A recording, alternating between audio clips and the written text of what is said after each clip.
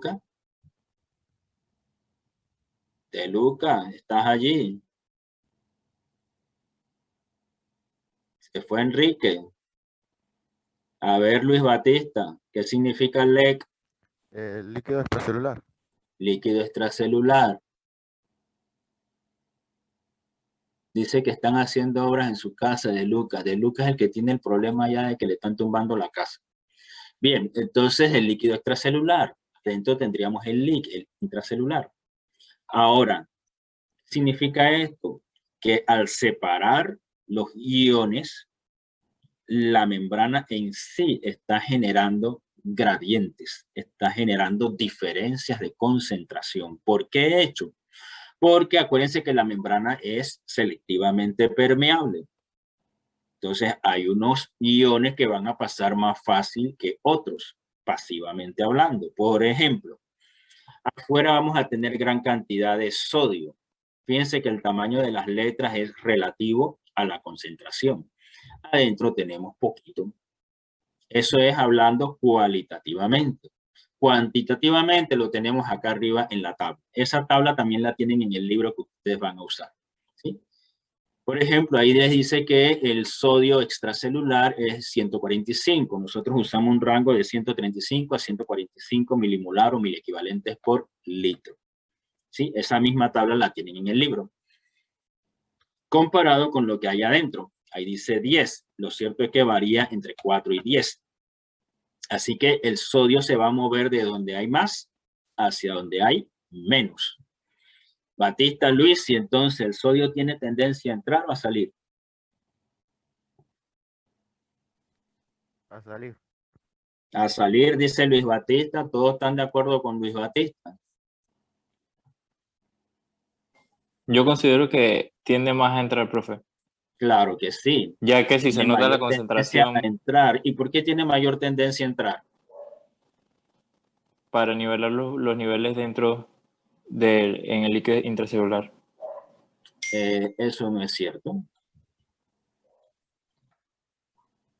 ¿Sabe por qué no es No es cierto? por el gradiente de concentración. Exactamente eso. Entonces, fíjense como dice María, por un gradiente. Acá me decía el compañero para nivelar. Entonces, ahí viene el español, en las preposiciones para y por. Si ella me dice por, me está implicando de que hay una razón que explica ese fenómeno. Si usted me dice para, usted está poniéndole inteligencia al guión o inteligencia a la membrana. Porque el ion sabe que él necesita moverse para allá o la membrana sabe que ella necesita hacerse permeable para nivelar. Así que ese para no va allí. La respuesta correcta es, como dice María Ábrego, porque hay un gradiente. María Ábrego, ¿y ese gradiente cómo era? Que se me olvidó lo que dijiste.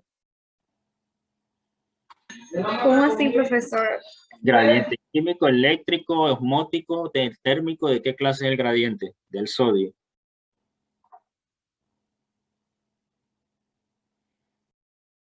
María. No sé si estoy bien, pero creo que sería No importa. osmótico.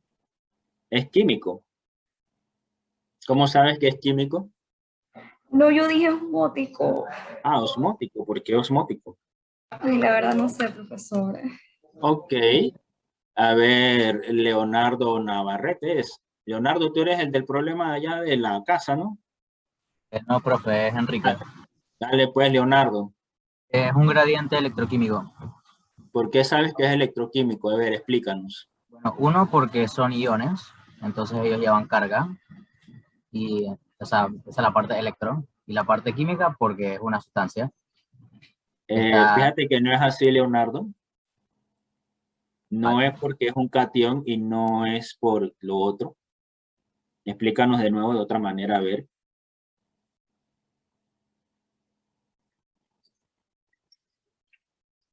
¿Por qué es eléctrico y por qué es químico? Dale, Leonardo.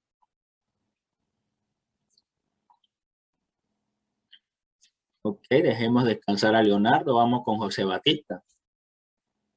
Dale, José, a ver. Bueno, profe, yo considero que como es Leonardo es electroquímico, pero por el hecho de que cuando el sodio entra, creo que también sale, o sea, entra una sustancia, pero también impulsa que otra salga. O sea que Pero si no estoy entra el seguro. sodio, alguien tiene que salir. ¿Es así? Sí, considero yo que es así. No, eso no es cierto tampoco. Vamos a ver, Puga, ¿qué dice usted? Y Tati Puga.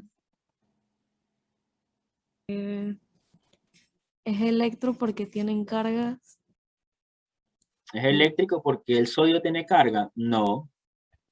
Acuérdate que estamos hablando de un gradiente, no estamos hablando que el sodio tiene carga. El sodio ya sabemos que es un catión. ¿Qué significa gradiente eléctrico, Puga?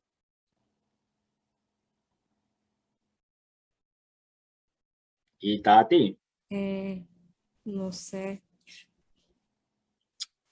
a ver, vamos a buscar a alguien más atrás en la fila. A ver, Rebeca. Denis, ¿qué significa gradiente eléctrico, Rebeca? Una diferencia de cargas. Muy Me bien. ¿Y cómo es ahí en esa figura la diferencia de cargas, según lo que tú ves? Creo yo que, bueno, la membrana en sí se ve que en el líquido intracelular tiene como una carga negativa y afuera pues la positiva, me imagino, ¿no? Ajá, no tiene como cargas negativas, tiene cargas negativas. Dígalo Claro. así con seguridad, ¿sí? Entonces, hay una diferencia de cargas. Unas están más negativas de un lado, otras están positivas del otro lado, ¿cierto? Cierto. Ahora, eso me lo unes con el movimiento del sodio, Rebeca. Ujú. ¿Qué va a pasar con el sodio? El sodio va a entrar ¿Por qué? Porque él por, quiere. no porque, o sea, por el gradiente, pues porque busca ¿Cuál como gradiente? el gradiente electroquímico. Porque, o sea, ¿Y por qué sabes que es electroquímico? ok, porque como dentro hay una carga negativa, se busca como equilibrar con la carga positiva del sodio, ¿no? Entonces, el sodio sabe que él tiene que entrar. Eh, Me imagino que O es Rebeca la que sabe. la membrana, no sé, La membrana es la que sabe, Rebeca. no. A ver, entonces tú misma lo acabas de decir. Hay una diferencia de cargas. Adentro está más negativo.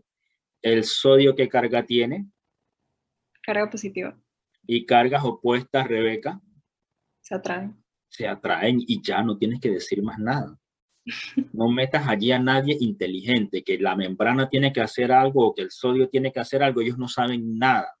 Es un asunto de electrostática, es un asunto de electricidad, es un asunto biofísico.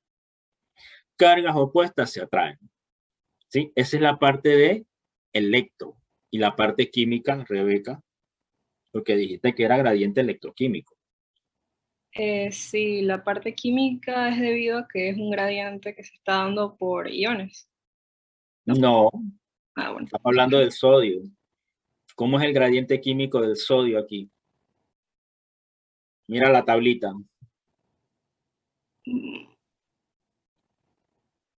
Mira los valores del sodio arriba. Se encuentra más, o sea, hay una mayor concentración extracelular que intracelular. Ajá, que intracelular y por consiguiente el sodio tiene tendencia a moverse hacia dónde. Hacia dentro de la membrana, hacia el líquido intracelular. ¿Por qué? ¿Hay De- más o hay menos? Porque en el líquido intracelular hay menos. Claro. Entonces, la sustancia, los solutos se van a mover desde donde hay más hacia donde hay menos. Eso es químico. Si lo queremos ver con números, 145 a 10, o 145 a 4, o 144 a 10, etcétera, en ese rango. Entonces, fíjense qué sucede con la membrana. Ojo, la membrana es impermeable al sodio. En estado de reposo, cuando la célula no es estimulada, la membrana es impermeable al sodio. Entonces, si yo les digo eso, que es impermeable al sodio, el sodio entra. Abdiel, Morcillo, el sodio entra. Si yo te digo la membrana es impermeable al sodio, ¿el sodio entra? No entra. No entra, muy bien. pero él tiene una tendencia a entrar, ¿sí o no, Abdiel? Sí, exacto. ¿Y por qué él tiene la tendencia a entrar, Abdiel? Por el gradiente electroquímico, que sería la diferencia de cargas Exactamente. y Entonces la diferencia de concentración. hay una fuerza muy grande que lo lleva a él hacia adentro, pero él no entra. La única forma de que él vaya a entrar es a través de una proteína que funciona como canal, y es el canal de sodio. Entonces ahora vamos a suponer, Abdiel, que tú estimulas a la célula eléctricamente y el canal se abre, el canal de sodio. Ahora que el canal está abierto, ¿el sodio entra o sale, Abdiel? Entra. Entra, por las dos razones que ya dijimos, por razones eléctricas y químicas. ¿Transporte activo o pasivo, Abdiel? Pasivo. Pasivo, siguiendo sencillamente los gradientes que acabamos de mencionar. Entonces, en condiciones de reposo, hay una fuerte tendencia de ese ion a entrar a la célula, pero no entra, porque la célula, la membrana es impermeable al sodio. Entonces, ¿qué sucede? En estado de reposo, ese canal está cerrado y permanece cerrado mientras estemos en situación de reposo. Si usted la estimula con una sustancia, con la electricidad, con el choque osmótico, mecánicamente, etcétera, cualquier estímulo de estos, y esos estímulos abren el canal, el sodio sencillamente se mueve siguiendo ese gradiente que acabamos de decir. Ahora bien, en estado de reposo predominan las cargas negativas dentro.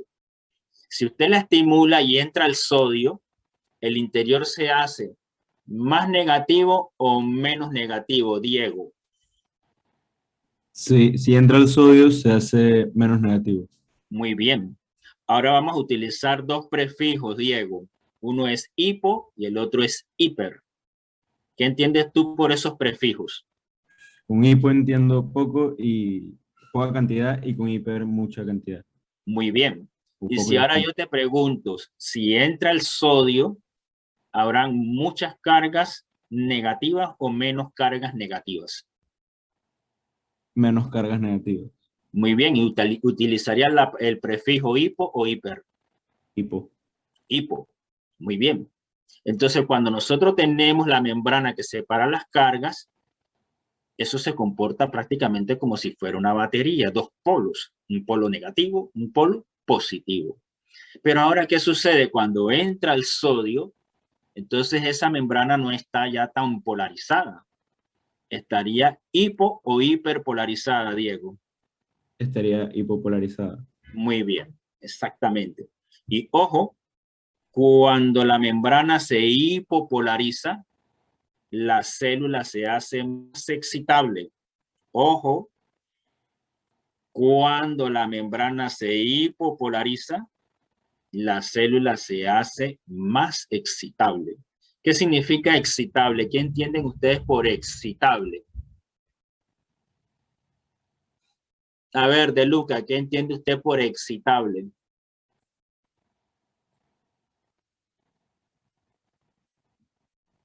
De Luca, ¿no está allí? Alana, ¿qué entiende usted por excitable? González. Tengo la idea, pero no sabría ponerlo en palabras. A ver, dame un ejemplo. Que es más fácil que algo entre Algo entre, ¿cómo así? o algo salga. O algo salga, lo opuesto, ¿cómo es eso?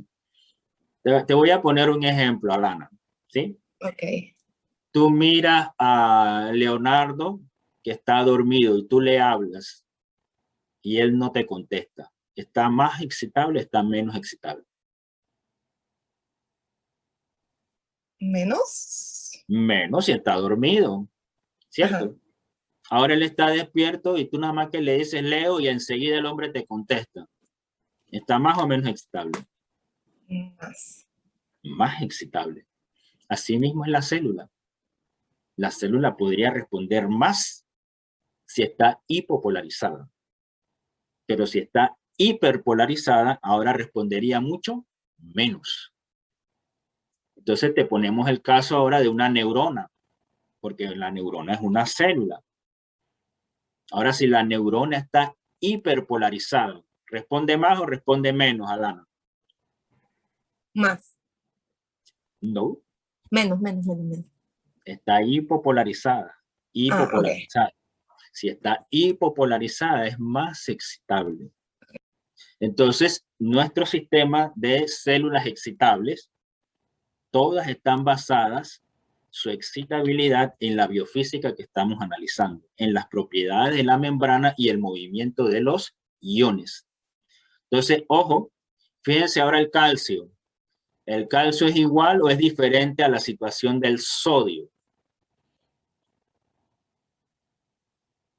Ana Montesa, compáramelos allí. ¿Me puede ¿Es el repetir la calcio pregunta? igual al sodio la situación? Ana, No, es al revés. no, porque es al revés. Ah, no, sí, me equivoqué. Es Bueno, igual, entonces, ¿es igual o es diferente? es igual. Es igual, ¿cierto? La única diferencia es que el sodio tiene una valencia de 1 y el calcio 2. Y se aplica la misma cosa, Ana. En reposo, la membrana no es permeable al calcio, pero el calcio tiene tendencia a entrar a la célula, Ana. Sí, ¿Sí o no? sí. Claro, sí. ¿Lo logra entrar en reposo? No. Vamos ahora con el potasio, ¿sí? A ver, De Luca, ¿qué interpreta con el potasio según la lámina? Según la lámina, el potasio ha de salir al líquido extracelular, ¿Por qué? porque a partir del gradiente hay mayor concentración en el DEC que en el LIC. En el LEC, en el LIC. En el líquido extracelular hay menor cantidad de potasio Ah, y en el ok. líquido intracelular hay mayor cantidad de potasio.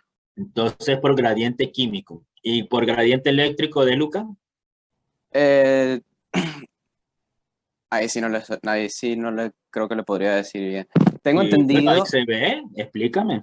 tengo entendido que como en reposo está, el potasio no sale, pero si se le aplica una excitación, este ha de salir, ya que Pero la espérate, Enrique, no le vamos a poner ninguna excitación. Mira la gráfica en reposo nada más. bueno, Este potasio sale, se queda, ¿o ¿qué pasa con él? Según la lámina que tienes allí. en reposos se mantiene, se queda, ¿Por qué se queda? porque la célula está, el LIC, el líquido intracelular tiene carga negativa y este requiere Potasio mantener es, carga positiva, y cargas opuestas se atraen. se atraen. Entonces, por la parte eléctrica, él tiene tendencia a quedarse dentro de la célula. Pero por la parte química, Enrique, Por la parte química, este tiende a salir porque en ella hay mayor concentración interna claro. y externa. Entonces, él sale por gradiente químico, pero por gradiente eléctrico, no. Ahora, hay una diferencia bien grande si la comparamos con el sodio o con el calcio. Ojo, en reposo, la membrana sí es permeable al potasio. Ojo, en condiciones de reposo, el potasio logra salir. O sea que tú no necesitas estimular a la célula para que ese potasio salga. En situación de reposo, en otras palabras, hay canales de potasio abiertos. Y si ese canal está abierto, ¿está saliendo potasio, Enrique, sí o no? Sí, Claro. Y como está saliendo potasio, ¿qué sucede con el interior de la membrana? ¿Se hace más negativo o menos negativo? se hace más negativo, Y si se hace más negativo, ¿sería más excitable o menos excitable? menos excitable. Menos excitable. Y está bien porque estamos en reposo. ¿Sí? Y las células se mantienen en ese voltaje de reposo. Y a eso le llamamos voltaje de membrana en reposo, así mismo. ¿Ok? Ahora vamos con el cloro. El cloro es otra historia. A ver, Ábrego, Yandeli, ¿qué interpreta usted del cloro? Yandeli. Yandeli, profe. despertaste, regresaste. ¿Qué pasó con el cloro, Yandeli? Con el cloro vemos más concentraciones en el líquido extracelular que en el intracelular. Ok, entonces, Actúa, digo yo que como, por términos del gradiente químico, como hay más afuera que adentro, va a tender a entrar. muy bien. ¿Y eléctrico? Mm, ¿Y eléctrico, Yandeli? El gradiente eléctrico lo lleva hacia adentro, Yandeli, míralo. creo que no, porque hay más como carga negativa afuera y adentro nomás hay un cloro, entonces creo que no. ¿Por qué no? Adentro, ¿cómo está cargada la membrana? ¿Negativa o positiva? En reposo. Mira la gráfica. En términos de cloro, está negativo. Está negativa. ¿Y el cloro qué carga tiene? ¿Negativa o positiva? Negativa. ¿Y cargas iguales? Se repelen. Claro, entonces tiene tendencia a entrar por gradiente eléctrico. ¿Sí o no? Yandeli. Yandeli, ¿tiene tendencia el cloro a entrar por gradiente eléctrico? Se quedó sin palabra Yandeli Ábrego Reyes. No, profe, literal se me cortó, el internet está bien raro. ¿Puede repetir? ¿Cómo no? ¿Tiene tendencia el cloro a entrar por gradiente eléctrico? No, porque No. se repelen. Okay, muy bien. Entonces, ¿cuánto de cloro tenemos afuera, Yandeli? Según la gráfica, 110. ¿Y adentro? 5. Muy bien. Entonces, ojo, estos números son de referencia. Los números que ustedes se van a aprender son los que están en el libro. ¿Sí? Entonces, ¿por qué los del libro? Porque los del libro están conciliados con los resultados del laboratorio clínico que usan en la caja de seguro social. ¿Sí? Ustedes no van a ir a trabajar al Jackson Memorial o alguna cosa de esas. Ustedes van a trabajar en el seguro o en Santo Tomás. Así que los valores que yo puse en el libro son los mismos que se van a dar en la clínica aquí en Panamá, aquí en el seguro. ¿Sí? Así que no vayan a buscarse todos los de internet y de todos los otros libros. Ustedes tienen la ventaja de que ahora como todo está automatizado, ya el papelito de los electrolitos les imprime el valor del paciente y les pone entre paréntesis el valor normal. Pero para efectos de nuestro curso, ustedes tienen que aprenderse. ¿Ok? Bien. Lo otro que debemos tener presente es que estos iones tienen tendencia al equilibrio, pero ese equilibrio no se logra. ¿Por qué? Porque la membrana es más o menos permeable a uno o al otro. Es decir, la membrana es selectivamente permeable. ¿Eso qué ocasiona? Ocasiona que haya diferente distribución de los iones, que es lo que presenta la tabla. Mientras la membrana permanezca íntegra y tenga esa característica de permeabilidad selectiva, se mantiene esa distribución desigual de los iones y eso es normal. Si un ion aumenta, a nosotros nos va a interesar en el líquido extracelular. Lo mismo que si un ion disminuye. ¿Por qué nos interesa el extracelular? Por una razón muy práctica de la clínica. En la clínica ustedes no pueden medir el ion intracelular. Ustedes tendrán que buscar una célula, sacarle el contenido a la célula y meterlo en la máquina para que la máquina entonces haga la lectura de los iones intracelulares y eso no existe. En la práctica clínica, ¿qué se hace? ¿Alguno tiene una idea de cómo se van a medir esos electrolitos fuera de la célula? ¿Nadie? A ver. José Araúz, ¿tiene alguna idea? ¿Puedes repetir la pregunta, porfa, que se me ¿Cómo cortó? no? ¿Cómo usted piensa que se miden esos electrolitos extracelulares en la clínica?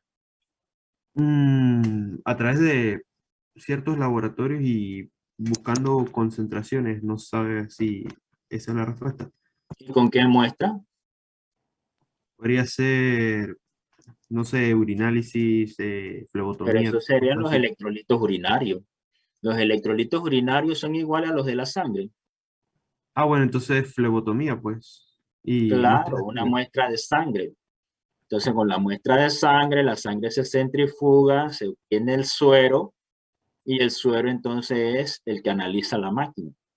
Y entonces la máquina le da el valor de los electrolitos séricos. Y esos son los que ustedes van a usar para la clínica. Entonces, cuando ustedes escuchan, ¿verdad? Por ejemplo, el paciente tiene una natremia de 140.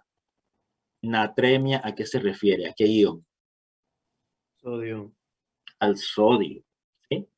Ustedes ven que la palabra es sodio, SO, pero el símbolo es Na. ¿Por qué es Na?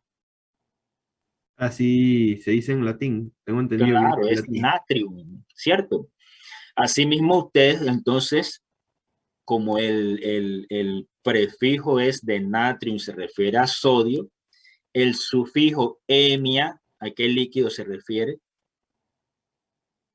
A la sangre. Claro, entonces el sodio sanguíneo. Y si usted dice, mi paciente tiene hiponatremia, ¿qué ion es el que está afectado? El sodio. O sea, baja ¿Alto o bajo? concentración de sodio. ¿Está alto o bajo? Es bajo. Está bajo. Si yo te digo, mi paciente tiene hipercalcemia, Mayor concentración de calcio en la sangre. claro, entonces esas son las palabras que ustedes van a usar. Cloremia, calemia, calcemia, natremia. Y adelante le ponen el prefijo hipo o hiper, si está aumentado o disminuido. Entonces, de ahora en adelante, ustedes tienen que usar esas palabras. Aquí nadie va a decir, el cloro que está fuera de la célula. No, la cloremia. Si está con hipocloremia, normocloremia o hipercloremia. ¿Sí? Entonces, a nosotros nos interesa mucho eso. ¿Por qué? Porque una vez que esos iones cambian extracelularmente, se afecta toda la biofísica de la célula. Ahora, ¿de qué está hecho el humano? ¿De células o de otra cosa?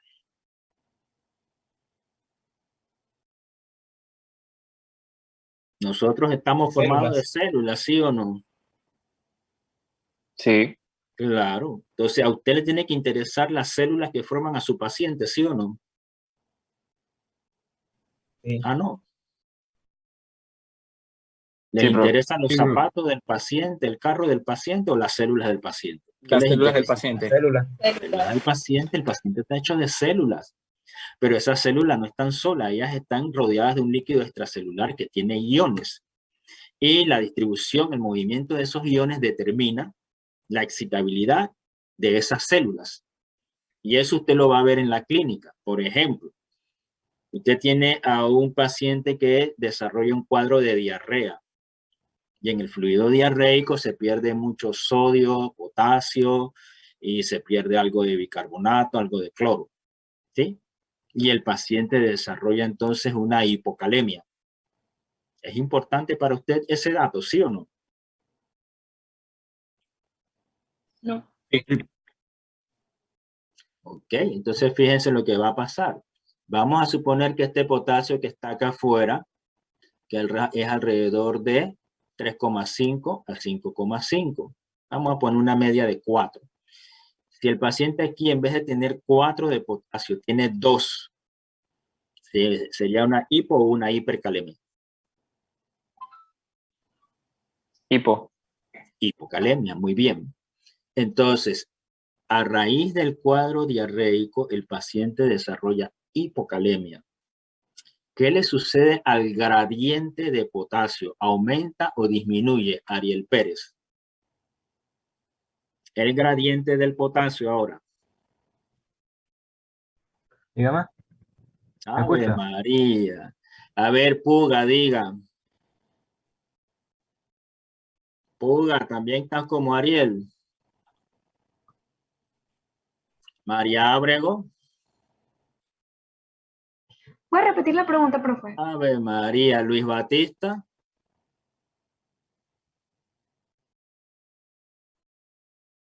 Tampoco.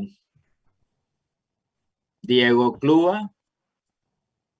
Lo que no entendí es, ¿usted está preguntando en la tabla o en respecto a si Al fuera caso que estamos 2.5? tratando de exponer, pero la gente está en otro planeta. A ver, Si fuera 2.5, el gradiente habría disminuido.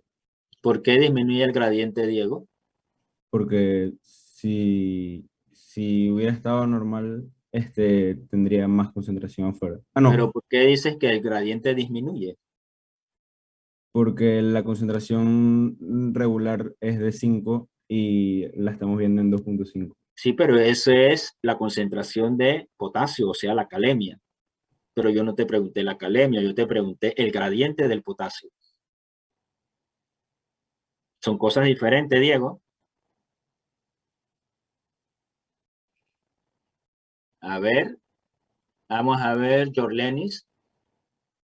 La misma pregunta. El gradiente aumenta. El gradiente aumenta, perfecto.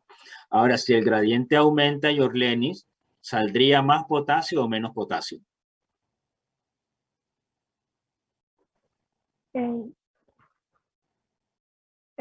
Saldría más potasio. Muy bien. ¿Y qué carga lleva, Jorlenis? Carga positiva. Muy bien. Y si la célula pierde cargas positivas, el interior queda más o menos negativo. Más negativa.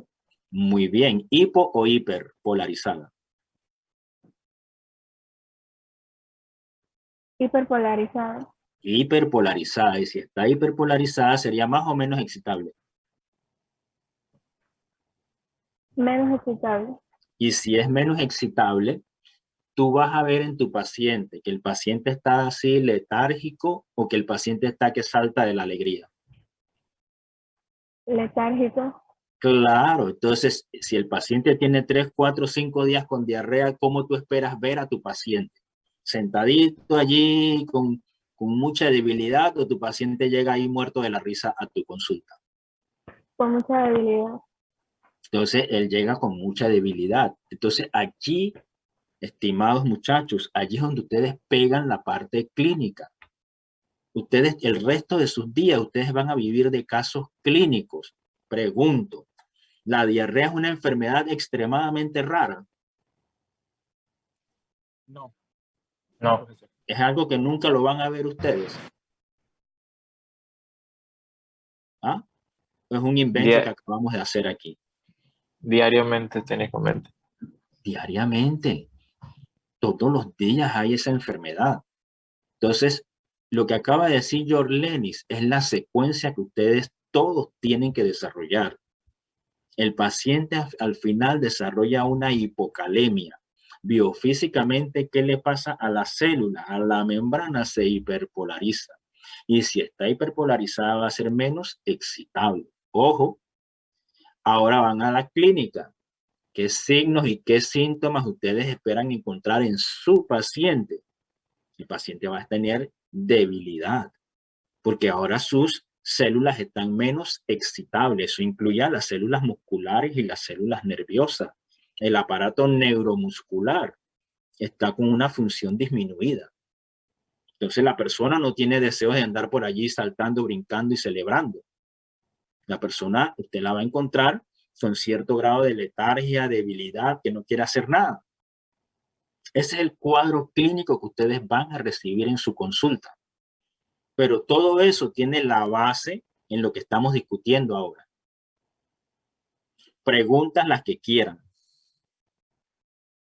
Porque esto es el ABC, de aquí arrancamos, ya después no se va a explicar más esta cosa. Profe, una preguntita. No sé si usted se sabe ¿cómo se llama? Los valores ya cuando una persona está en peligro de, o sea, por hipocalemia, O sea, eso se aprende uno como doctor, ¿no? Ok. Está en los dos sentidos, Eduardo, José Eduardo. Son peligrosas tanto las hipocalemias como las hipercalemias. En las hipercalemias se afecta, por ejemplo, la electricidad del corazón. Y eso tú lo vas a ver en los trazos del electrocardiograma que no hemos estudiado todavía. Entonces tú puedes monitorear a tu paciente con la calemia y un electrocardiograma. Pero como eso ya se sabe, la gente lo que hace es que nada más ve los valores del potasio, pero afecta, por ejemplo, la excitabilidad cardíaca. Y en el otro sentido, hacia abajo, hay hipocalemias bien severas, pero no causan muerte. Hay otras personas que sí fallecen, ¿sí? Porque la excitabilidad está tan disminuida que afecta gravemente a las neuronas. Así que darte un número exacto no podría. En los libros de fisiopatología y de cardiología sí aparece la hipercalemia con cada número, pero las hipocalemias son pocas las tablas que hay. Y creo que es por eso, porque los pacientes se comportan diferente. Es más, si tienes a un paciente con enfermedad renal, ya la cosa cambia totalmente de lo que estamos hablando. Pero bueno, nuestro curso no es de patología. ¿Eso contesta, José Eduardo? Sí, profe, muchas gracias. Ok, otra pregunta. Pregunten, chicos, no tengan penas.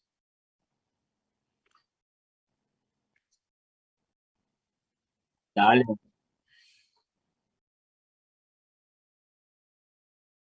¿Cómo no? Entre más negativo esté el interior de la membrana, está hiperpolarizada. Hiperpolarizada la hace menos excitable. Y entre menos negativo sería menos polarizada, o sea, hipopolarizada. Y si es hipopolarizada es más excitable.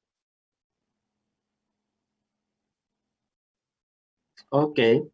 Esta figura que tenemos aquí es nada más para indicarles de que el movimiento a través de la membrana debe ser facilitado, ¿verdad?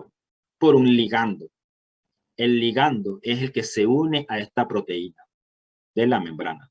Esa proteína a su vez puede generar unos segundos mensajeros o también puede ser que la misma proteína receptora funciona como canal, ¿sí? Entonces, el canal lo único que hace es abrirse y el soluto va a pasar según el gradiente. No hay otra cosa, porque estamos hablando siempre de transporte pasivo. ¿Okay? El transporte activo secundario, que ya a muchos de ustedes se le olvidó, algunos se acuerdan por allí del unipor, el simpor, el antipor. Ahí tenemos una proteína que es un carrier, o sea, un acarreador o un traslocador. Y uno de los ejemplos que casi siempre la gente estudia en biología es este que tenemos en pantalla, que es la absorción de ¿qué azúcar? Glucosa. De la glucosa, muy bien. Este es un tipo de transporte activo secundario, ¿verdad? ¿Sí o no? Esa difusión facilitada, vamos a ir por parte. Dígame, Carlos Zambrano, ¿por qué se le llama facilitada? ¿Qué es lo que se facilita allí? ¿Quién es el facilitador? La proteína de canal o carrier. Ese es el facilitador. Esa es la proteína transportadora, ¿cierto? Y tú dices que ella misma es el facilitador. ¿Qué es lo que facilita ese transporte por ese transportador? El sodio. El sodio, muy bien. El sodio allí se pega a esa molécula y facilita la entrada de sodio. La entrada de sodio está facilitado según ese diagrama, ¿sí o no?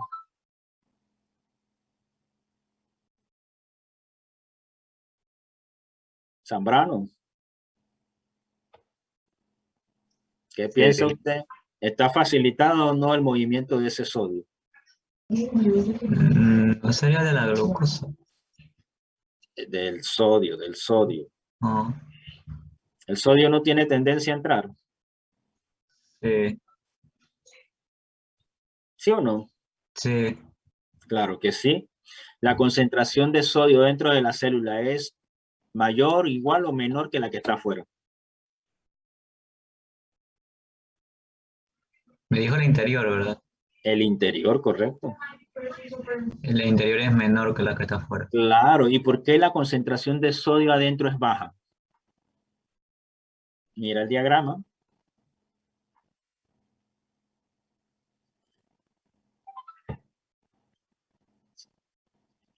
¿Por qué la concentración de sodio en esta célula es baja?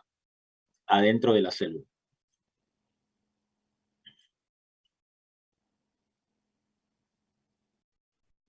Ok, se quedó mudo. Dale, Ariel Pérez, pues. La misma pregunta. Porque tiende a salir por la bomba sodio-potasio a la sangre. Ok, muy bien. La bomba sodio-potasio ATPasa saca al sodio. ¿Sí? Ariel Pérez, ¿y de qué depende la bomba sodio-potasio? Del ATP, ATPasa. Del ATP. ¿De dónde viene el ATP en la célula, Ariel? De la glucosa. De la glucosa. Y la glucosa llega así, le da de una vez el ATP O a la sea, de célula. lo que nos alimentamos, ¿no? La comida. Ajá, pero ¿cómo eso llega a convertirse en ATP? ¿Decir glucosa es lo mismo que ATP? Respiración celular. Eso, la respiración celular, muy bien. Mientras la célula esté viva, esté respirando, la respiración celular genera ATP, ese ATP le sirve de sustrato a la bomba sodio-potasio ATPasa, saca sodio, y ahora vamos a tener esa entrada de sodio que todavía es más fuerte, porque el gradiente es mayor o menor, Ariel. El gradiente, ¿aumenta o disminuye? Aumenta. Aumenta. Y entonces ella se pega a esa molécula SGLT1 y la glucosa también se pega a ella. Y una vez que las dos están unidas, ahora ese sodio que tiene una fuerte tendencia a entrar, él entra y ese movimiento causa un cambio conformacional que lleva y arrastra también a la glucosa y la glucosa entra. Pero acá en la otra parte de la membrana, ya ella sale sola por el GLUT2. ¿Ok? Entonces aquí vamos a tener un import, del otro lado vamos a tener un uniport. Entonces, ojo, esta célula que tenemos aquí en pantalla es una célula epitelial. Las células epiteliales son las células de recubrimiento de los órganos. También la encontramos en la piel, etc. Esta célula en particular, fíjense que tiene unos pliegues aquí, que son microvellosidades. Esto que está acá de este lado es lo que llamamos el lumen. ¿Sí? El lumen sencillamente es aquella parte de la luz intestinal.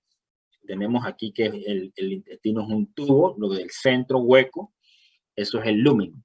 Así que aquí va llegando el alimento, entre ellos la glucosa.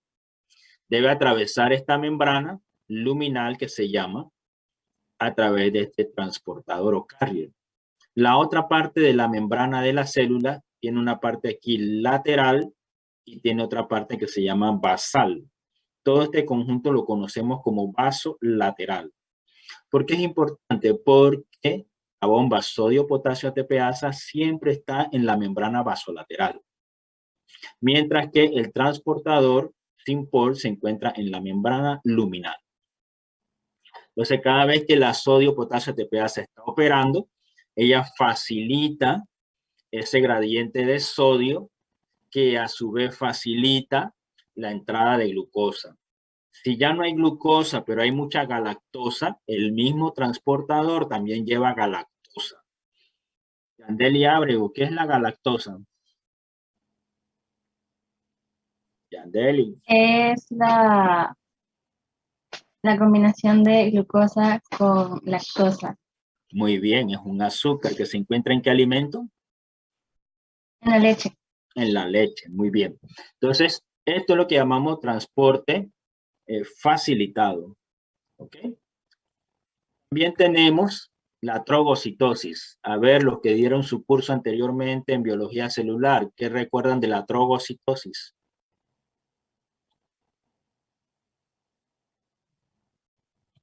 ¿No la estudiaron? ¿O sí la estudiaron? ¿Se les olvidó? ¿Qué pasó? Yo todavía me siento que estoy haciendo el repaso del semestre pasado. A ver, Morcillo, ¿usted estudió trogocitosis, sí o no? La verdad no me suena la palabra. No le suena ni le truena. Ábrego María. María. Tampoco, profe, tampoco me Y suena. Rebeca. No, tampoco. Ok, entonces la cosa es nueva para ustedes. Bien. Este paso a través de la membrana no se trata de mecanismos como los que vimos anteriormente. Aquí lo que hay es transferencia de una sección de la membrana de una célula a otra célula, ¿sí? Por ejemplo, en este caso le pusieron aquí una célula T. La célula T es un linfocito. Los linfocitos pertenecen al grupo de lo que llamamos las células blancas en la sangre y participan en la respuesta inmune, o sea, nuestra defensa contra los patógenos. Del otro lado, en morado, tenemos otra célula que es una célula que le llamamos presentadora de antígenos. ¿Qué son los antígenos? Los antígenos son restos de virus, restos de bacterias, cualquier sustancia alérgena que produce en nosotros una respuesta inmune. ¿Ok? Entonces, esta célula tiene la capacidad de integrar ese antígeno en su membrana y de presentarlo, por eso se llaman presentadoras de antígeno, y de presentarlo al linfocito. Entonces, fíjense que aquí en esta presentación que estoy aquí señalando, va a haber una invaginación de la membrana del linfocito y engloba a esta sección y la incorpora. Y la lleva entonces, la traga, y así lo que llamamos trogocitosis, la lleva a su interior. Acá elimina la cubierta de su propia membrana y deja libre esta, y esa es reinsertada en la membrana de la célula receptora. De manera que ya el linfocito tiene esa información y el linfocito entonces puede tener ante una estimulación una respuesta para ese antígeno. Eso lo vemos, por ejemplo, en esta enfermedad, en la amebiasis. ¿Han escuchado la amebiasis? A ver, Raúl Díaz, doctor Raúl Díaz, ¿usted ha escuchado la enfermedad que se llama amebiasis? Sí, sí, la he escuchado. Tengo entendido. Dígalo duro que no se oye.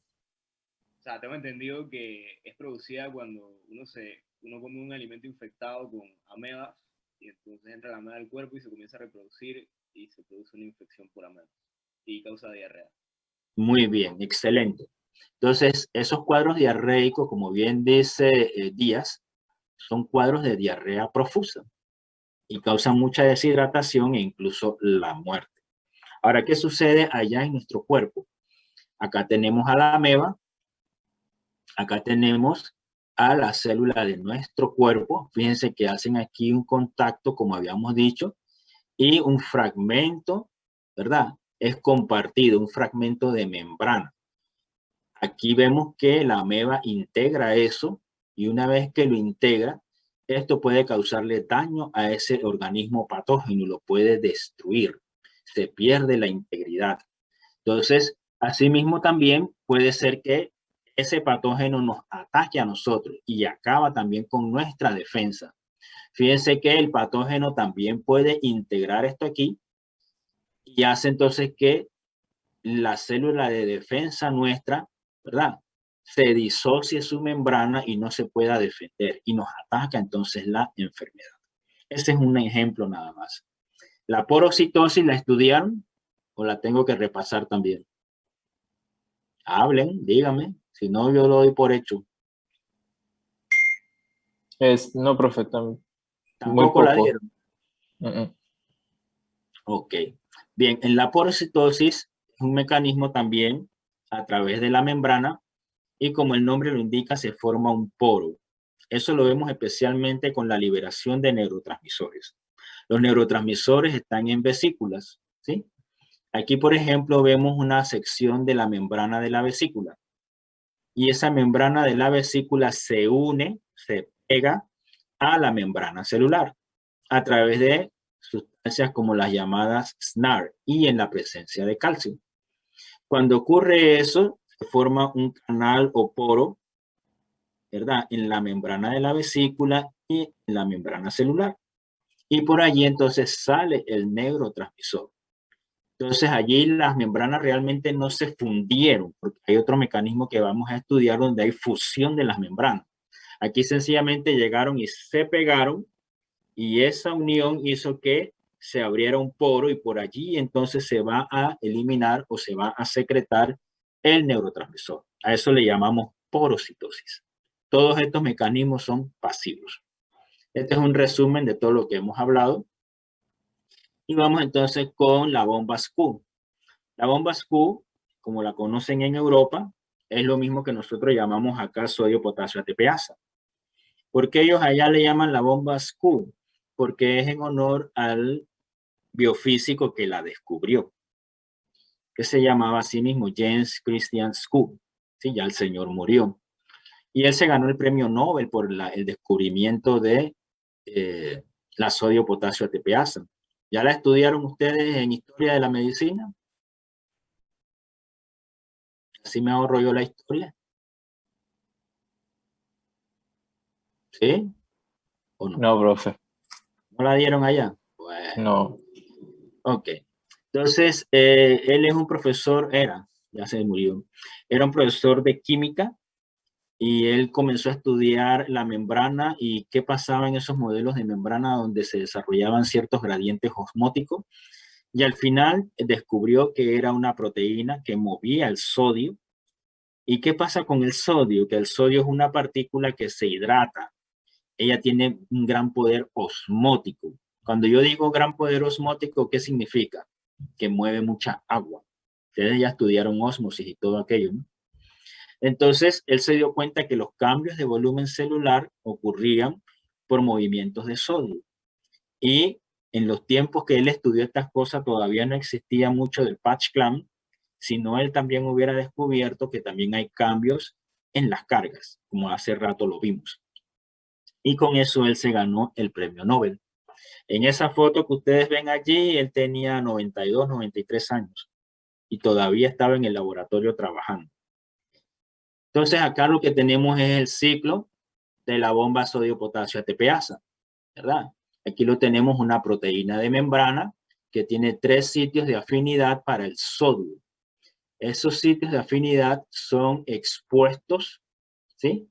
Sin embargo, la mayor unión del ion a esa parte de la proteína se da una vez se fosforila el ATP. Entonces, ese proceso de fosforilación depende de la subunidad alfa. Acá abajo se los puse. Segmentos 4 y 5 en los residuos de aspartato 369. Entonces, por eso la subunidad alfa es tan importante, porque ella tiene, esa subunidad tiene el sitio de fosforilación del ATP. ¿Y qué sucede? Que luego de que se fosforila, ¿verdad? Allá simultáneamente también van a haber sitios donde son más afines para la unión del potasio. Y se da entonces un movimiento de 3 salidas de sodio y 2 entradas de potasio a través de la defosforilación del fosfato en la subunidad alfa. Y el resultado es que quedan 3 sodios afuera y quedan 2 potasios adentro. ¿Okay?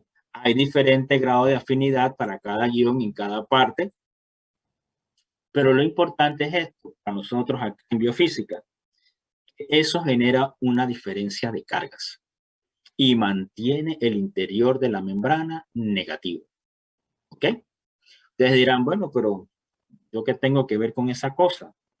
Tienen que ver mucho porque las células dependen de este mecanismo para otras funciones. Y también tienen que ver que, por ejemplo, ya se han identificado enfermedades, son productos de mutación de esa subunidad alfa, es decir, el gen que controla la síntesis de la subunidad alfa de la sodio-potasio ATPasa sufre una mutación. ¿Ok? Y eso pudiese explicar enfermedades como cuáles. El aldosteronismo primario con hipertensión. ¿Qué significa eso de aldosteronismo primario? Aldosteronismo significa de que una hormona que se llama aldosterona está elevada. Cuando ustedes oyen la palabra primario asociada a una enfermedad, primario significa que usted como médico, usted no sabe el origen de esa enfermedad. Por ejemplo, yo puedo tener hipertensión primaria. Tengo la hipertensión, pero mi médico no sabe por qué la tengo. Entonces decimos que es hipertensión primaria. Asimismo con el aldosteronismo primario. No se conoce su origen. ¿Y qué sucede? La aldosterona reabsorbe sodio. Y detrás del sodio va ¿quién? El agua. ¿Sí? Y eso aumenta el volumen circulante efectivo y aumenta la presión arterial. Ahora se sabe que la mutación en este gen de la bomba sodio-potasio ATPasa pudiera explicar esta enfermedad. También pudiera explicar las neuropatías y enfermedades neuromusculares como cuáles. Por ejemplo, el síndrome de Charcot-Marie-Tooth, que es una neuropatía, y la paraplegia espástica compleja. ¿Sí? Con eso ya es nada más para que ustedes tengan ejemplos concretos de por qué ustedes como médicos tienen que interesarse en estas cosas y por qué las estudiamos, sencillamente porque está en su carrera. Bien, con eso terminamos ya nuestro repasito y ahora vamos en concreto a lo que nos interesa, son los canales iónicos. Bien, los canales iónicos, como ya lo dijimos al inicio de todo esto, son proteínas de membrana. Ellos se abren o se cierran por cambios de voltaje, porque hubo un ligando que se unió a la proteína o hubo una generación de un segundo mensajero, o por efectos mecánicos sobre la membrana. Hay otros estímulos. Estos que están aquí son los más generales. Entonces, los ligandos pueden ser endógenos y pueden ser exógenos. Endógenos como cuáles, por ejemplo, los neurotransmisores. Exógenos, por ejemplo, ¿cuáles? Lo que ustedes van a usar todos los días de su vida en su carrera. ¿Cuáles serían esos exógenos que ustedes siempre van a usar? Y ustedes no se ven como médico utilizando ligandos exógenos. Ave María, no puede ser, no puede ser, no puede ¿Medicamentos? ser. Claro que sí, Brian. Los medicamentos que ustedes les dan a sus pacientes, algunos de esos medicamentos actúan como ligandos. Esas drogas son ligandos. Y esas drogas, cuando se unen a estas proteínas, van a causar cambios biofísicos en esas células blanco. Y eso a su vez va a hacer que el paciente tenga una respuesta, dependiendo de la enfermedad, dependiendo de la dosis, la evolución, etcétera, etcétera, etcétera. ¿Ok? Bien. Estructuralmente hablando, todas estas proteínas, ¿verdad? Acuérdense que están hechas de aminoácidos. Esos aminoácidos tienen una secuencia. Una vez que salió esa proteína y esos aminoácidos allá de los ribosomas y todo aquello que ya ustedes estudiaron, y ellas se agrupan en subunidades y atraviesan la membrana en lo que llamamos, ¿verdad?, segmentos transmembranales. Además de eso, vamos a encontrar que hay una abertura que puede estar aquí en el centro, le llamamos el poro. Incluso hay canales que tienen 2 poros, pero la mayoría tiene 1. También tienen una secuencia de aminoácidos que se sale de ese grupo y se extiende hacia afuera o se puede extender hacia adentro. Entonces, acá adentro le llamamos el dominio citoplasmático y acá afuera el dominio extracelular. En la parte extracelular a veces se unen con glucoproteínas o con carbohidratos y sirven de señalización. Y también podemos ver que algunos segmentos de estos aminoácidos funcionan como compuertas. ¿Qué significa eso? Que esta parte de la proteína es móvil y se mueve entonces hacia el área del poro, lo bloquea, lo cierra. Por eso le llamamos compuerta. Sin embargo, como ustedes ven aquí en esta figura, hay otra pequeña sección, ¿verdad?, de esa misma proteína que funciona como un filtro de selectividad. ¿Qué significa eso? Por ejemplo, las cargas que tienen los aminoácidos que forman esa pequeña extensión pueden facilitar que entre un ion en particular más que otro. Por ejemplo, puede ser que entre más sodio, no entra el cloro, pero puede entrar el calcio, que también es otro catión. Sin embargo, entran más sodios que calcio. Entonces, cuando nosotros encontramos esa situación que hay dos iones que potencialmente entran por allí, el ion que entra más es el que define el canal. Por ejemplo, si decimos un canal de sodio-calcio, ¿qué significa? Que el sodio entra más que el calcio. Si entra muy poquito sodio y entra más calcio, decimos que es un canal de calcio. ¿Ok? En cambio, en la parte del cloro, casi siempre es de cloro, pero el cloro a veces puede entrar acoplado con otro ion o puede entrar intercambiado con otra sustancia, ¿sí? Así que las situaciones son un poquito diferentes, pero en términos generales todos tienen estas tres características. A nosotros acá en la biofísica nos interesa que esos iones se muevan a través de ese canal, a través de la membrana. ¿Por qué? Como ustedes saben, en física se estudia electricidad y los iones tienen carga.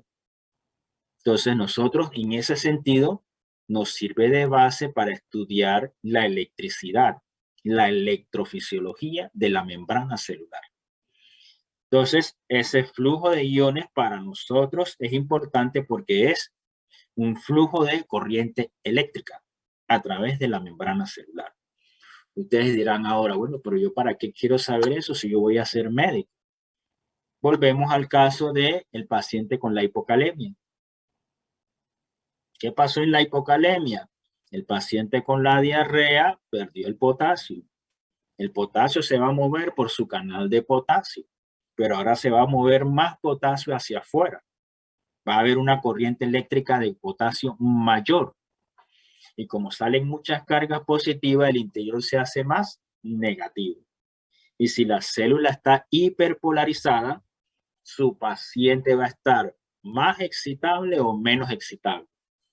¿Qué dice Alana González? Menos excitable. Menos excitable. ¿Y te interesa el bienestar de tu paciente, sí o no? Claro. Claro.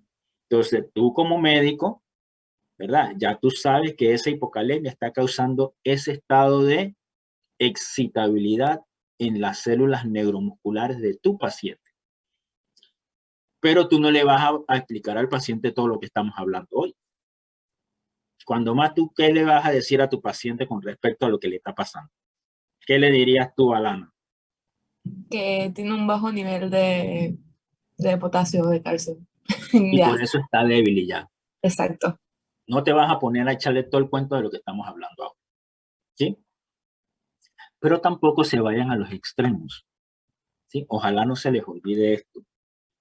Los pacientes necesitan que ustedes les hablen. Hay pacientes que van al médico solamente porque quieren que el médico les escuche. Hay médicos que no hablan con los pacientes. Eso es un craso error. Pero lo que dice Alana es cierto. Usted le dice, mira, se te bajó el potasio por efectos de la diarrea, pero yo te voy a curar, yo te voy a tratar. Hay un tratamiento. Y el paciente se toma su tratamiento y se arregla. ¿Y qué dice? Oye, esa doctora González sí sabe. Y eso es lo que nosotros queremos. Porque si Alana no estudia bien, Alana nada más se aprende diarrea, hay que darle tal cosa. Pero ¿por qué? No sabe. Entonces sería no médico, sería un técnico. Ustedes no son técnicos. Yo cuando le doy clase a los técnicos, yo no les explico muchos porqués. Porque ellos no están en una carrera como la de ustedes. Ellos están en un nivel técnico. Y el técnico es aprenderse una serie de procedimientos y ya. Pero no le busquen mucha explicación. El médico no. El médico es el que tiene que saberse las explicaciones. ¿Ok? Bien. Esto que vemos aquí, ¿verdad? Son los canales que más vamos nosotros a estudiar. Estos son los canales operados por voltaje. Hay muchos canales y hay muchos iones. Nosotros nos vamos a enfocar en 4. ¿Cuáles son? sodio, potasio, calcio y cloro. ¿Por qué en esos 4? Bien, porque por ejemplo el sodio hace que la membrana o la célula sea más excitable. El potasio influye mucho en que la membrana se mantenga con cierta negatividad. El calcio hace un papel muy parecido al del sodio, pero el calcio también es importante para la contracción muscular. Y el cloro, como es un anión, si entra el cloro tiende a estabilizar esa membrana. Así que todo nos interesa. ¿Ok? Bien. Fíjense lo que dice ahí arriba. Allá arriba dice el valor del potencial, o sea, el voltaje de la membrana, al cual el ion se encuentra en equilibrio a través de la membrana. Esto es cuando no existe flujo del ion. ¿Qué significa todo eso? ¿Sí? Bien, ustedes ven aquí el caso del sodio. Ya nosotros discutimos. Hay mucho afuera, poco adentro. Él tiene tendencia a entrar. Bien. Efectivamente, él entra en reposo, ¿sí o no? ¿Aló? ¿Se refiere al sodio, profe? Claro. En reposo no entra. No entra. Entonces, ¿se mantiene una diferencia entre el interior y el exterior en reposo? Claro que sí. Entonces, si yo tengo una diferencia de carga, yo puedo medir esas diferencias de carga. Pero para eso yo tendría que hacer una técnica muy especial que después vamos a discutir, que se conoce como patch clamp. Mucha gente no tiene el aparato. La gente que hace, lo que hace es un cálculo matemático. ¿Sí? Por eso les decía al inicio que en biofísica no nos podemos desligar por completo de las ecuaciones. Entonces, para eso usamos una ecuación que se conoce como la ecuación de Nernst. Aquí la tienen escrita, en el libro también está. Entonces, fíjense que si yo hago el cálculo con la ecuación de Nernst, por ejemplo, para el sodio, eso me va a dar un valor de potencial de energía eléctrica para el sodio. En este caso es de más 67 milivoltios. ¿Eso qué significa? Que yo necesitaría esa cantidad de energía para que ese sodio fuera igual en los dos lados. Cuando dice allá arriba, cuando no existe flujo del ion, ¿qué significa? Porque las dos concentraciones son iguales. ¿Ok? Entonces yo necesitaría esta cantidad de energía para que ese sodio estuviera en equilibrio. ¿Ok? Normalmente no va a estar porque ya sabemos que él no entra. Sin embargo, cuando hacemos el cálculo según esas concentraciones adentro y afuera, me da un valor de potencial de equilibrio del sodio, en este caso positivo. Pero fíjese cuando yo lo hago para el potasio y me da a menos 98. Entonces, ese menos 98 tendrá alguna relación con lo negativo que está la célula allá adentro, ¿sí o no?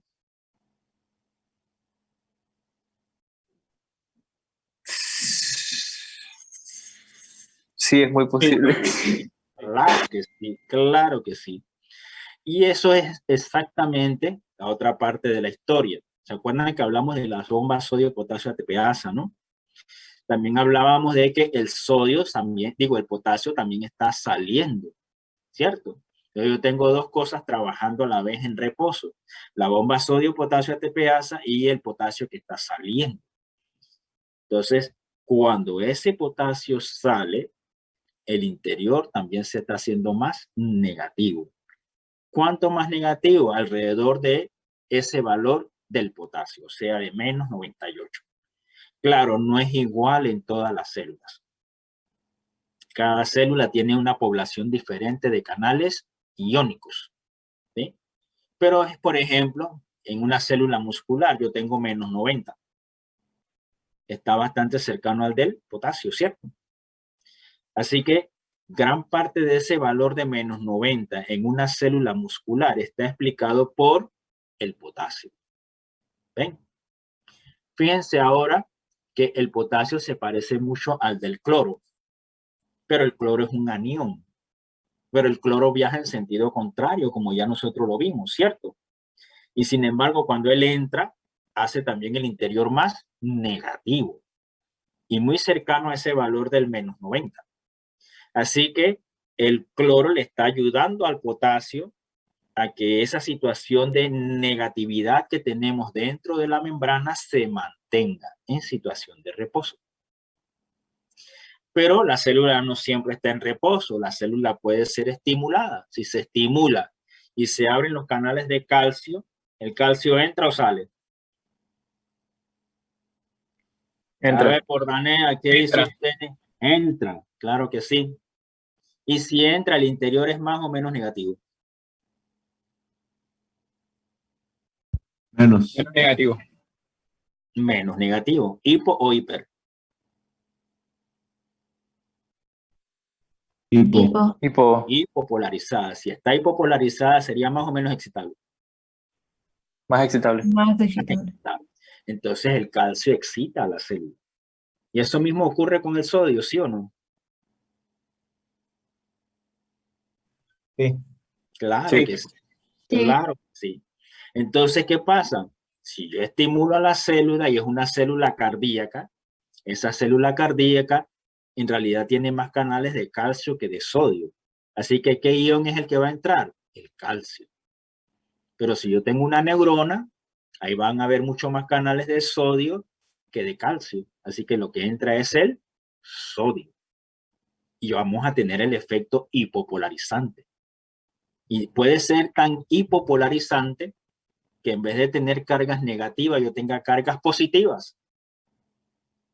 Y si tengo cargas positivas, ¿estaría polarizada o despolarizada?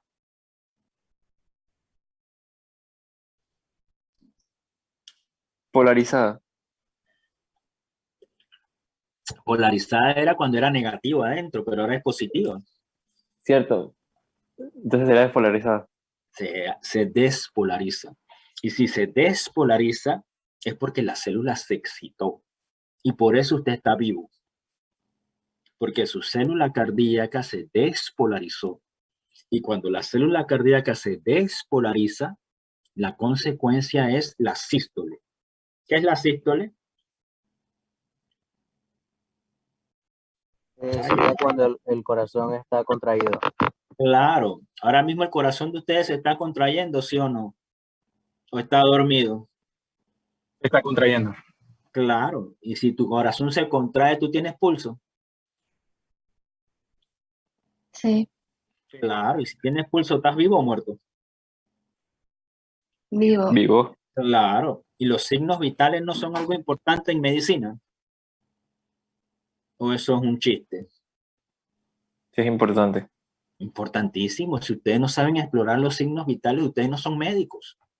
Pero ¿de dónde salió ese signo vital? Es lo que estamos hablando. Miren cómo viene la historia. La célula cardíaca le entró calcio. El calcio hizo que se despolarizara. La despolarización de la célula cardíaca generó la sístole.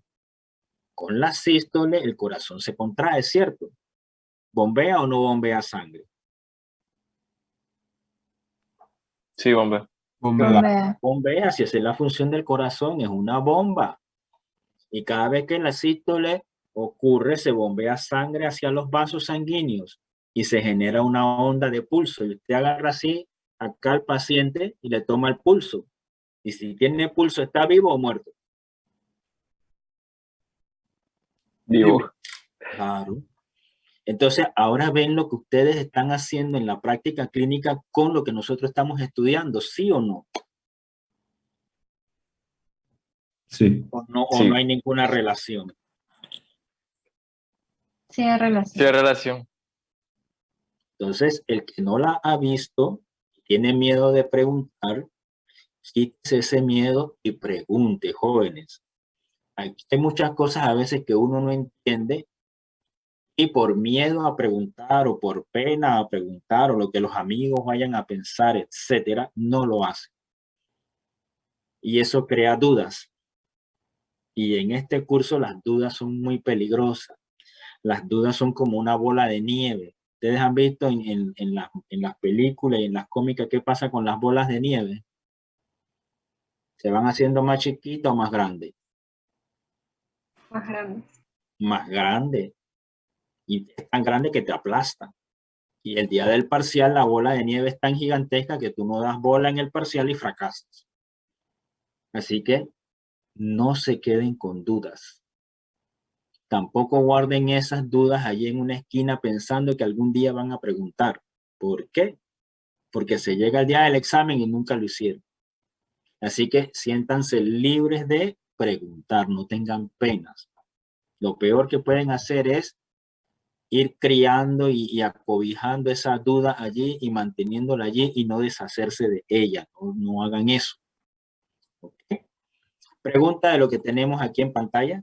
Pues una consulta. Ya antes que estamos hablando de que, por ejemplo, el sodio, el calcio y el cloro necesitan de que la célula esté excitada para que puedan entrar. No sé si estoy equivocado en lo que estoy diciendo ahorita mismo. Pero si no está excitado, ¿cómo harían ellas para entrar? O sea, el potasio sí sale porque es permeable, pero ellas, en ese caso, ¿cómo se harían con ellas dos? Con esas tres. Ellas están en situación de reposo. Ellas se quedan así hasta que haya algún estímulo. Ahora, nosotros nunca realmente estamos en un total reposo. Si tú duermes, José Batista, tu cerebro se apaga. No, sigue trabajando. Si tú duermes, José Batista, tus pulmones ya no trabajan y al día siguiente arrancan de nuevo. Tampoco. Si tú duermes, tu corazón descansa y al día siguiente arranca y trabaja de nuevo. No, solo se relaja, creo. Sí, pero ¿Se sigue queda trabajando. relajado toda la noche? No. ¿O nada más que hace blup, blup, blup, blup toda la noche? ¿Cómo es eso? Tu corazón No, o sea, sí descansa, sigue funcionando, pero de forma más relajada. pero sigue funcionando, ¿sí o no? Sí. Entonces, dime, si tú estás durmiendo, todas estas células, entonces todas se quedaron en reposo. No. Claro que no. ¿Ves? Entonces, esa situación de reposo, para que sea total y absoluta, ¿qué tiene que pasar en el cuerpo del ser humano? Morirse. Morirse, así mismo, así mismo. ¿Y tú estás muerto? ¿Yo estoy muerto? No. Bueno, si vamos a la física cuántica ya es otra historia, ¿no? Pero vamos a quedarnos acá con Newton. Entonces, ¿qué te dice eso? Que las células en nuestro cuerpo siempre están siendo estimuladas. Lo que pasa es que van a cambiar los grados de estimulación.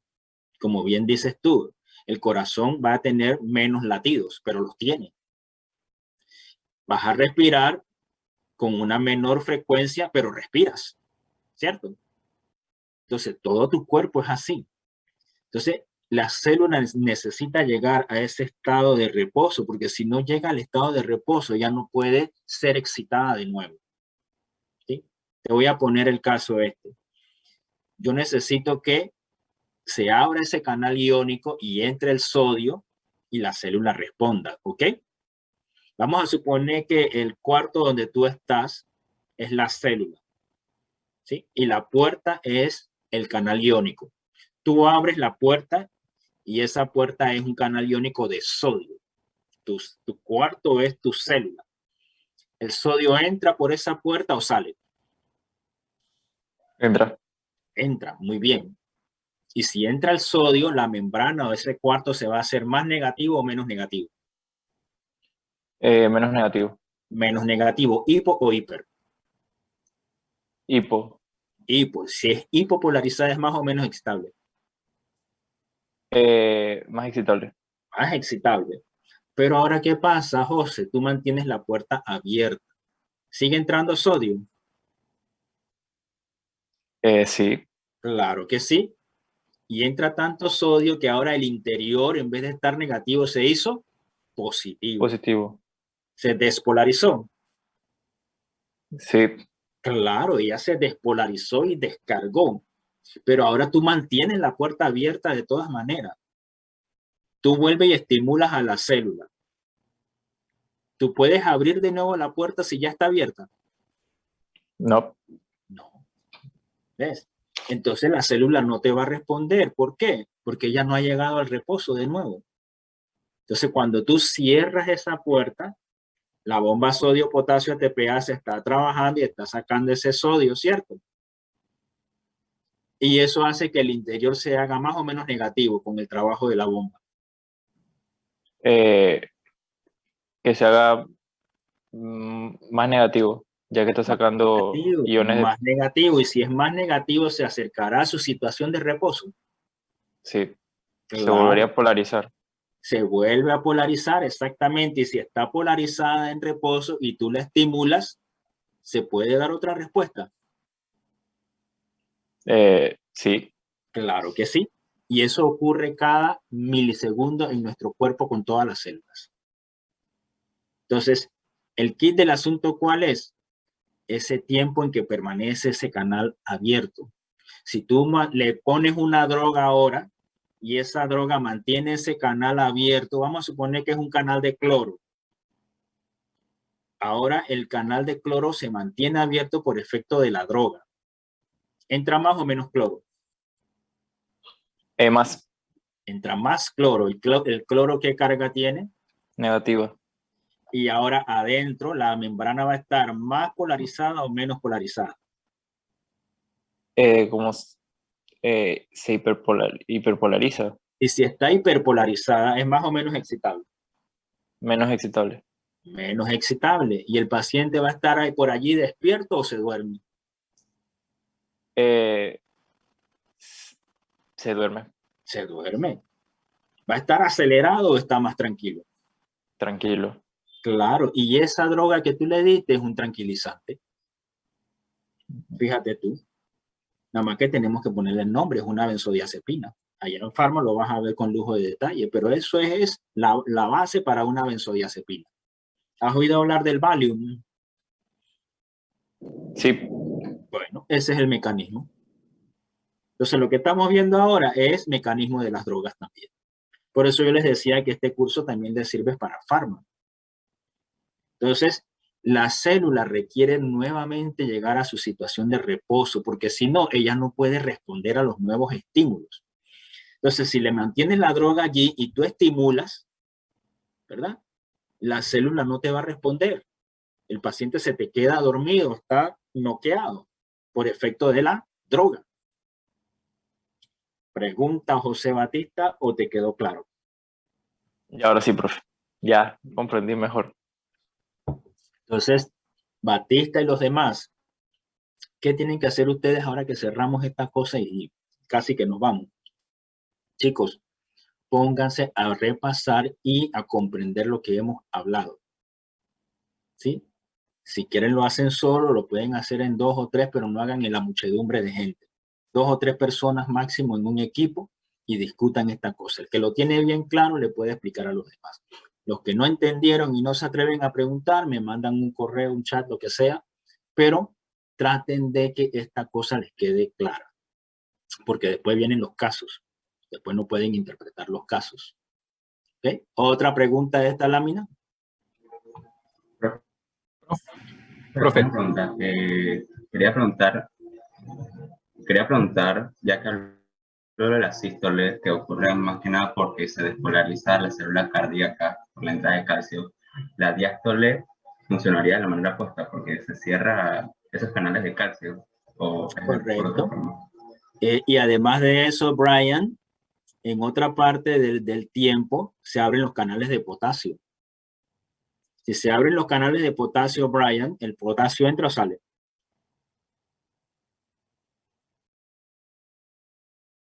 Brian, ¿sale o entra?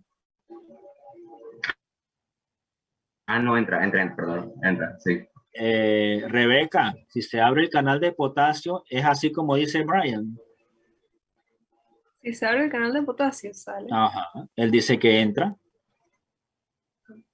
¿Tú también? Yo diría que sale. Ella dice que sale, entonces, pónganse de acuerdo, miren. Primera semana de clase está uno que entra, el otro que sale, uno que sube, el otro que baja. Y les digo una cosa, vamos a estar en la semana 14 del semestre y hay gente que todavía está así. Uno que entra, uno que sale, uno que sube, uno que baja. Se supone que en la semana 14 ya todo el mundo debe estar con un consenso. Apenas estamos en el principio y es normal. ¿Por qué dice que sale Rebeca? Si se abre el canal de potasio, ajá, porque hay menor concentración de potasio en el líquido extracelular que en el Perfecto, ¿cierto? ¿Por gradiente qué cosa? ¿Químico, eléctrico o electroquímico? Ya voy yo. Por gradiente químico. Ajá. ¿Y por gradiente eléctrico no? No, porque la carga de la membrana en el líquido intracelular es negativa, entonces se atrae. Claro, entonces por gradiente químico el potasio sale. Entonces, Brian, en otra parte del tiempo, durante la actividad eléctrica cardíaca, se abren los canales de potasio y el potasio sale. Y si el potasio sale, Brian, el interior de la membrana se hace más o menos negativo. Brian. Digo, más negativo, perdón. Más negativo. Se hace más negativo. Y si es más negativo, ¿es hipo o hiper? Hipernegativo. Hipernegativo. Hiperpolarizado. Hiperpolarizado. ¿Sí? Entonces ella se repolariza, ella regresa a su estado de reposo. Y si ella regresa a su estado de reposo, ella puede ser excitada de nuevo, ¿sí o no, Brian? Sí, sí puede ser. Claro, y por eso viene de nuevo otra sístole. Se repite esto y de nuevo otra sístole. Es decir, ella se despolariza, después se repolariza, se despolariza, se repolariza, y cada una de esos eventos de despolarización provoca una sístole. ¿Tú puedes saber cuántos sístoles tú tienes en un minuto, Brian? ¿O no lo puedes saber? Tipo ahorita. ¿Cómo lo puedes saber? ¿O no se puede? Por lo menos la forma hasta ahora que tengo aprendido de hacerlo es el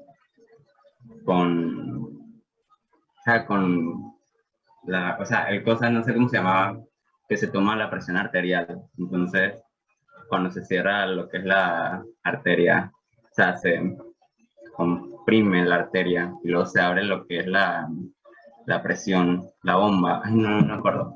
Pero eso es lo que se hace para tomar la presión arterial. Tú estás tomando presión arterial. Yo te estoy preguntando si tú puedes saber cuántas sístoles tú tienes en un minuto.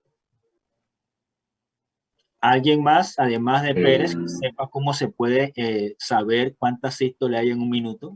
Con las pulsaciones. Claro. ¿Y dónde tomas el pulso, Batista? ¿En la oreja así? ¿Haces así? Eso es en la arteria, pero creo que es la radial. Claro. ¿Dónde queda eso? En el brazo. En la mano. El antebrazo. En la muñeca, justamente por la muñeca. Por acá, ¿verdad? Muy bien. Sí. ¿Sí? Vamos a decir en la cámara lo logro poner por aquí así. ¿Ok? Entonces, sabiendo el pulso, Brian, tú puedes saber el número de sístoles, porque la relación es de 1 a 1. ¿Ok? Entonces, sabiendo el número de sístoles, yo también puedo saber cuántas veces mi célula se despolarizó, el evento eléctrico. Y eso también yo lo puedo registrar, Brian, y ustedes lo van a hacer, aunque sea virtualmente, pero lo van a hacer. Lo puedo hacer a través de un registro de electrocardiograma. Entonces, allí yo puedo saber cuántas despolarizaciones yo tengo del ventrículo y de la aurícula. Y, consecuentemente, cuántas pulsaciones o cuántas sístoles o cuánto es mi frecuencia cardíaca. Eso se puede alterar por cambios en los iones, ya sea una hipocalemia, ya sea una hipercalemia. Se puede alterar por una descarga simpática. La descarga simpática genera mucha adrenalina. No sé si ustedes alguna vez han oído hablar de que la adrenalina se sube. ¿Nunca han oído hablar de la adrenalina? Sí, profe. ¿En qué momento se sube la adrenalina, Alejandro? En momentos de tensión aumenta la adrenalina. ¿Sí? Tú vas por la calle, Alejandro, y un otro tipo te confronta y te pone un cuchillo en la garganta. ¿Tú crees que a ti se te sube la adrenalina? Sí. En ese momento sí. Entonces, eso hace que tu corazón se acelere o se ponga lento. Se acelere. Se acelere. Lo que tú no sabes ahora mismo es el mecanismo. El mecanismo es el que nosotros vamos a discutir aquí. O no pongamos una situación extrema. Tú vas ahora mismo y te dicen, Alejandro, vístase de blanco que usted va para el cuarto de urgencia a apoyar allá porque estamos en pandemia. Y tú vas todo de blanco allá, bien novato, y el paciente llega con el montón de sangre y la cosa, y la gente te dice, doctor, doctor, y tú sabes por dentro que tú no eres, pero ni doctor junior. Pero la gente te va a ver de blanco y te dice, doctor, sálvelo. Se te sube la adrenalina, Alejandro. Sí.